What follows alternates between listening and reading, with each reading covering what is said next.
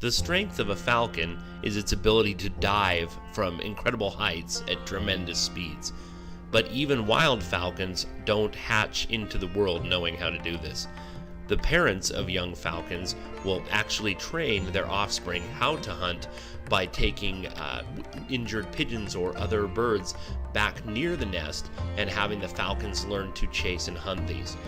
As falconers, we don't speak the same language as these birds, and so after building a relationship of trust, we can utilize some of the same techniques that falcons are wired to recognize. One of these is using pigeons in the early training stages. There are pigeon launchers. This pigeon launcher is being stuffed with a quail lure, and you can imagine this being hidden in some grass or sagebrush out of view of the falcon. And there's a string attached as a trigger. When it's pulled, then the pigeon that would be inside launches into the air. To look at this from a distance, you can see out of the blue to a falcon that appears as a pigeon or a pheasant or a duck jumping up out of the brush and into the sky. This is Leah, and she is bringing out a new prairie falcon. This is a imprint bird, so it was raised in captivity. It's a fine and fit falcon, but it does not yet know how to hunt properly. She's teaching him how to fly and hunt.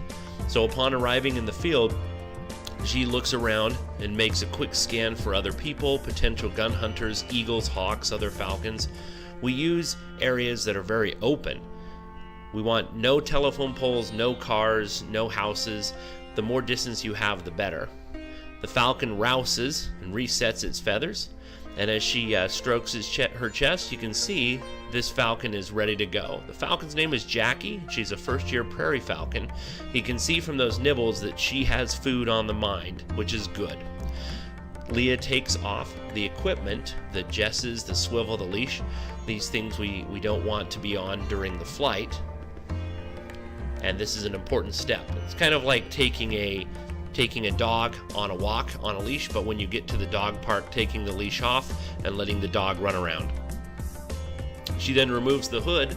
Some people wait to do this until the falcon is about to take flight, but picture this is coming out of a dark movie theater into daylight. It's good to give the bird a chance to bob its head, look around, adjust to the light, and get a sense of its surroundings.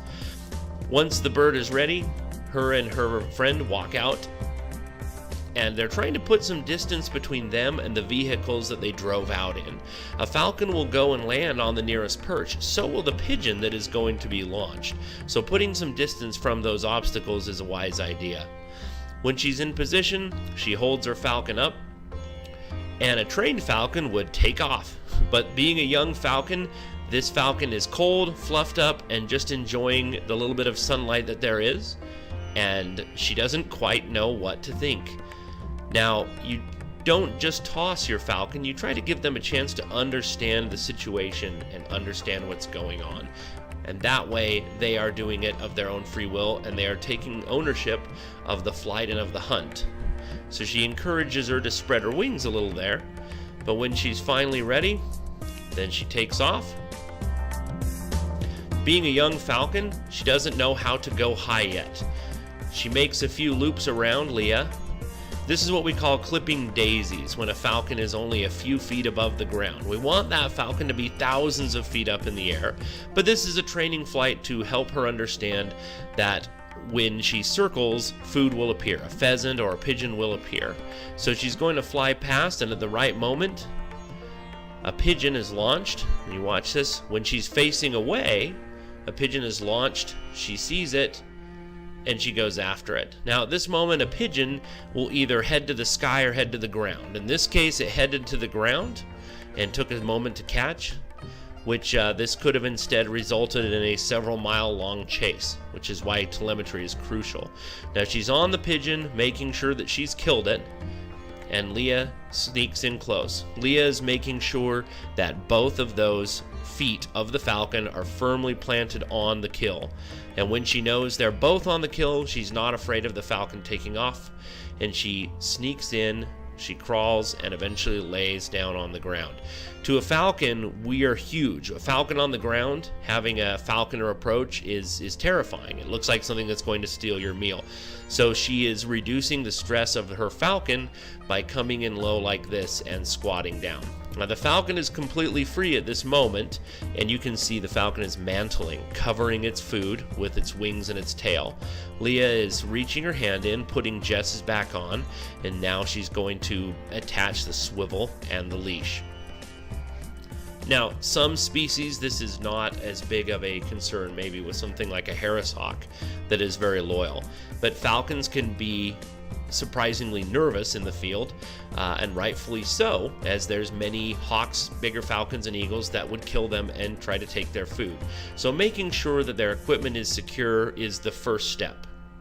Now you can see she's plucking that pigeon, and once Leah has those jesses, swivel, and leash all secure, then her next step is going to be the maintenance of this bird's feathers.